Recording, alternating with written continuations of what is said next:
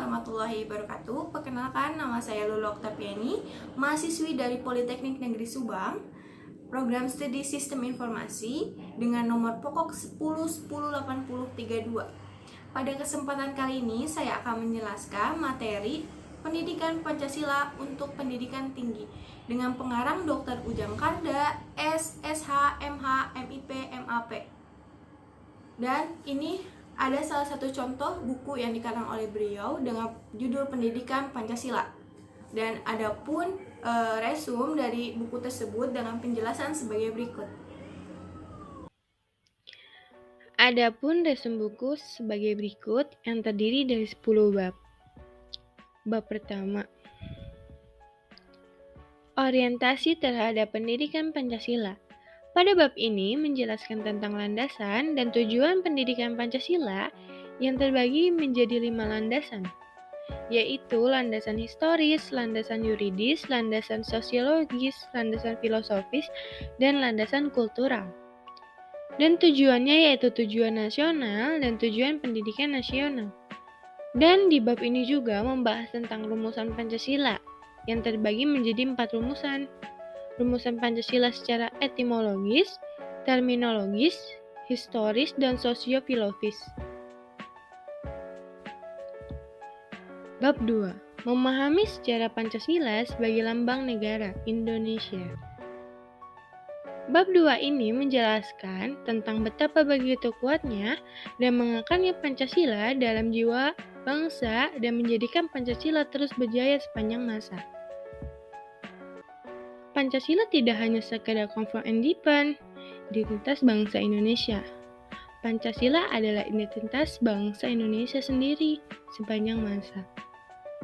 Garuda Pancasila merupakan simbol cerminan kedaulatan negara di dalam tata pergaulan dengan negara-negara lain dan menjadikan cerminan kemandirian dan eksistensi negara Indonesia yang merdeka, bersatu, berdaulat, adil, dan makmur. Pancasila ditetapkan sebagai lambang negara Indonesia dari putusan Mahkamah Konstitusi nomor 4 PUU 10 2012.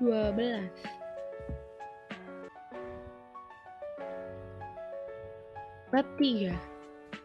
Memahami Pancasila sebagai sistem filsafat.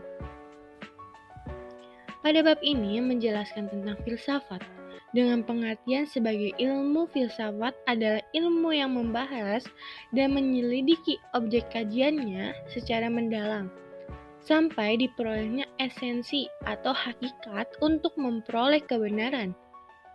Dan pemikiran mendalam tentang Pancasila sebagai sistem filsafat dapat dilakukan secara beberapa tolak dari ajaran dasar Pancasila. Pancasila sebagai sistem filsafat dirumuskan atas dasar inti mutlak dari tata kehidupan manusia, menghadapi diri sendiri, sesama, dan Tuhan.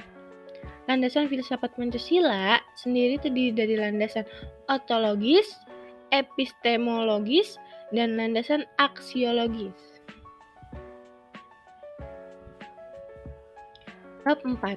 Memahami Pancasila sebagai nilai, etika, dan norma. Nilai pada hakikatnya adalah sifat atau kualitas yang melekat pada suatu objek, bukan objek itu sendiri. Etika dapat diartikan sebagai suatu atau setiap kesediaan jiwa seseorang untuk senantiasa taat dan patuh kepada perangkat peraturan kesusilaan.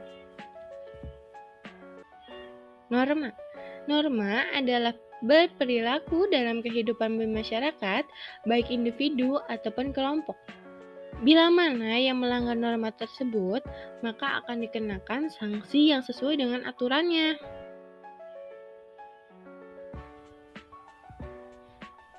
Bab 5. Memahami muatan sila-sila dalam Pancasila.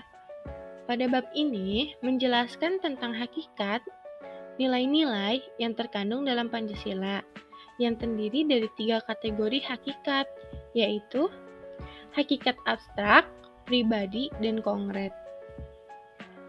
Dijelaskan bahwa hakikat sendiri mengandung arti Segala sesuatu yang mengandung kesatuan mutlak dari unsur-unsur yang membentuk dan membangunnya.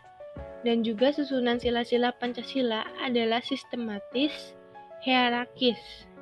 Artinya, kelima sila Pancasila itu menunjukkan suatu rangkaian-rangkaian dan urutan-urutan yang berkaitan atau bertingkat yang disebut hierarkis.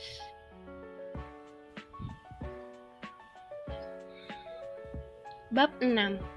Memahami Pancasila sebagai ideologi bangsa dan negara. Pada bab ini menjelaskan tentang ideologi bangsa dan negara di mana memiliki makna sebagai lembaga kemasyarakatan. Sebagai organisasi hidup, manusia senantiasa memiliki cita-cita, harapan, serta pemikiran bersama menjadi sifat dasaria dalam kehidupan. Dan juga dibahas bahwa Pancasila digunakan sebagai petunjuk arah semua aktivitas atau kegiatan dan kehidupan di dalam segala bidang, yang berarti semua tingkat, hak, dan tindakan perbuatan manusia di Indonesia harus dijiwai dan merupakan pancaran dari semua sila dalam Pancasila. Bab 7. Memahami demokrasi Pancasila. Pada bab ini menjelaskan tentang demokrasi Pancasila yang dimana demokrasi memiliki istilah yang berasal dari bahasa Yunani, yaitu demos berarti rakyat, kreatin berarti pemerintah.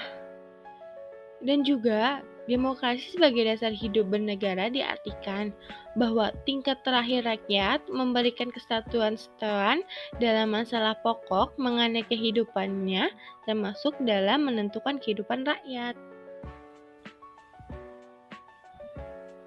Bab 8. Memahami dan menjiwai hak asasi manusia dalam Pancasila. Pada bab ini membahas mengenai sejarah, istilah, macam-macam, dan pemahaman tentang hak asasi manusia dalam Pancasila, dan dijelaskan bahwa hak asasi manusia dijamin oleh hukum. Karena pada setiap diri manusia terdapat hak dasar sebagai pemberian alam seperti hak hidup, hak kebebasan, hak milik yang sekarang berkembang, tidak hanya hak dasar tetapi juga keturunan, hak dasar dan hak-hak menyertai kehidupan manusia, yakni hak sipil, politik, ekonomi, dan budaya. Bab 9. Memahami Pancasila dalam sistem ketatanegaraan Indonesia. Pada bab ini menjelaskan arti Pancasila dalam kedudukan dan pembukaan Undang-Undang 1945 serta hubungan-hubungan yang ada serta juga dan membahas strukturnya. Di dalamnya dijelaskan bahwa semua sila yang menjadi fundamen etis kehidupan bangsa Indonesia, yang artinya Pancasila adalah batasan-batasan kita untuk hidup berbangsa dan bernegara, dan juga menjelaskan hak dan kemerdekaan adalah hak daripada segala bangsa untuk memperoleh kemerdekaan dan berperilaku hak kemerdekaan ini sejalan dengan perekonomian dan keadilan. Bab 10. Bab ini membahas mengenai paradigma dalam kehidupan bermasyarakatan dan berbangsa dan bernegara. Nah, paradigma sendiri yaitu asumsi, dasar, dan orientasi yang umum yang bersumber dari hukum, penerapan, pengetahuan, dan karakter ilmu. Proses tatanan masyarakat di dunia ini tidak hanya dalam satu bidang saja, tetapi menjelajah ke bidang-bidang kehidupan, yaitu bidang ekonomi, sosial, budaya, pendidikan, politik, dan bidang-bidang lainnya. Itu adalah pengertian dari globalisasi. Nah, mungkin itu saja yang bisa saya resum. Selebihnya terima kasih dan mohon maaf bila ada kurang. Wassalamualaikum warahmatullahi wabarakatuh.